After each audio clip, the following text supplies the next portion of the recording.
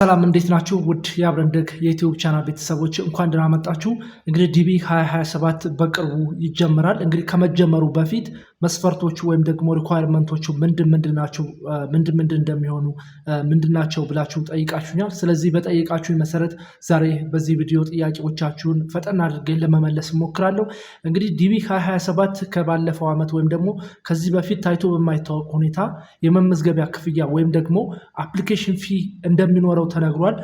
ይሄ አፕሊኬሽን ፊም እንግዲህ አንድ ሰው $1 እንደሚከፍል ነው የተነገረው። ይህ $1 እንግዲህ ለአሜሪካ መንግስት ለአፕሊኬሽን ፎርሙ ለሚያስገዱ ወይም ደግሞ ለሚያወጣቸው ወጪዎች እንደሚሸፍን ነው የተገለጸው። ይህን አፕሊኬሽን ፊ እንግዲህ ሁሉም ኢትዮጵያዊ ሁሉም አፕሊካንት ኢትዮጵያን ብቻ አይደለም ኤቭሪ በዲ ዲቢ 2027ን የሚሞላ ይከፍላል ማለት ነው። ክፍያውም የሚሆነው እንግዲህ እዛው ፎርሙ ላይ አፕላይ በምናደርግበት ፎርሙ አለ የዲቢ ፕሮግራም ዌብሳይት ላይ እዛ ላይ መጨረሻ ላይ ክፍያ ካልከፈል ሰሚት አይሆንልንም ማለት ነው።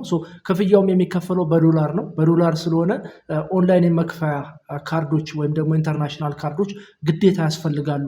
ይሄ የማይቀር ነው። ሌሎች እንግዲህ ያምናውን ላስት ይር ምናምን መረጃ በማየት የሚነቅፉ ወይም ደግሞ ውሸት ነው የሚሉ ሰዎች አሉ። እንዳትዘናጉ አደራላችሁ ነው። ክፍያው የማይቀር ነው። እንዲሁም ደግሞ ሌላ ጥያቄ የጠየቃችሁኝ ፓስፖርት ያስፈልጋል አያስፈልግም የሚል ነው። ፓስፖርት ፎርሙን ለመሙላት ወይም ደግሞ ለማመልከት ፓስፖርት አያስፈልግም። የሚያስፈልግ ኳሊቲ ያለው ፎቶግራፍ ብቻ ነው። ከዛ ውጭ የራሳችሁን ኢንፎርሜሽን በትክክል መሙላት ብቻ ነው የሚያስፈልገው እንጂ የሚያስፈልግ ዶክሜንት ነገር የለም። ፓስፖርት የሚያስፈልጋችሁ የመጀመሪያውን ዙር አክሰፕት ከተደረጋችሁ ወይ ደግሞ ሴሌክት ከተደረጋችሁ ለቪዛ ፕሮሰስ ነው የሚያስፈልጋችሁ ፓስፖርት እንጂ አሁን ለማመልከት ወይም ደግሞ ለመሙላት ፓስፖርት አያስፈልጋችሁም። አፕሊኬሽን ፊ $1 ያስፈልጋል።